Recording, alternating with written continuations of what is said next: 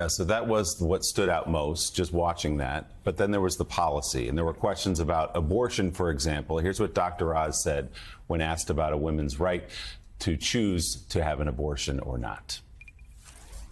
As a physician, I've been in the room when there's some difficult conversations happening. I don't want the federal government involved with that at all. I want women, doctors, local political leaders, letting the democracy that's always allowed our nation to thrive to put the best ideas forward so states can decide for themselves. Local officials. Elise, would you want a county commissioner making life and death decisions about you and your family? That was the most heinous, atrocious answer that Dr. Oz could have possibly uttered last night. And I can only imagine how the women swing voters who were already not completely happy with how he'd hem-hawed on it, and the Republican Party writ large on abortion, how they would respond to that. So many women that, we've spoken to and heard from on abortion, it's not that they love the idea of abortion, but they don't want government involved and they want to keep government out. And literally what he proposed was bringing it down to the local level, the most invasive form of, bringing in local government officials. It's just, ugh. Yeah, that's what I have to say. Well, I mean, you look, Jonathan Lemire, at the state legislatures and what they've done. They're passing legislation that makes 10-year-old girls flee a state who have been raped.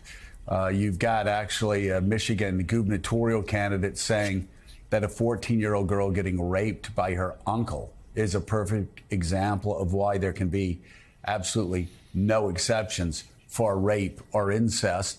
And that's on the state level. Now you have Dr. Oz talking about wanting local officials to make decisions, life and death decisions, about 10-year-old girls getting raped, 14-year-old incest victims. You go down the long list, all of the horrific things that were imagined before Roe v. Wade was overturned. Well, it appears that a lot of state legislatures are making those imagined horrors actually a reality for so many Americans. And now Dr. Oz says he wants to get it to the local level, which really shows something much larger here. And this is a guy who voted in Turkey last election.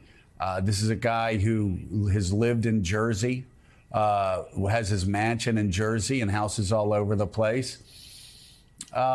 He didn't look Pennsylvanian. I mean, I've been to Pennsylvania a lot.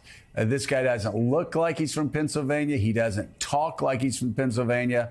And when he starts talking about people in the water management district making decisions about life or death decisions on rape, incest, life of the mother, that's somebody that doesn't think like most Pennsylvanians I've talked to either.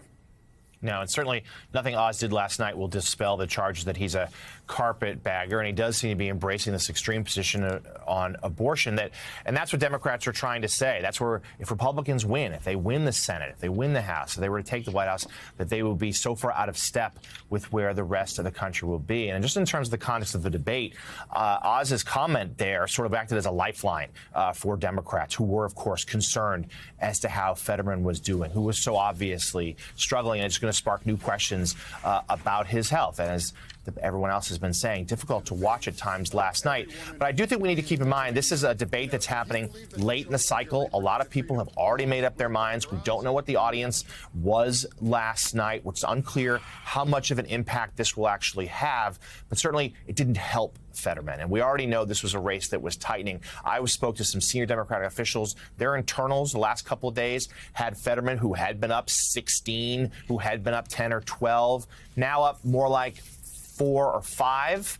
That's still a lead. That's outside the margin of error. But that's likely going to tighten that much more. And the stakes can't be overstated here. There's a real chance that the control of the U.S. Senate is going to come down to this one race, and the margin's likely to be razor thin.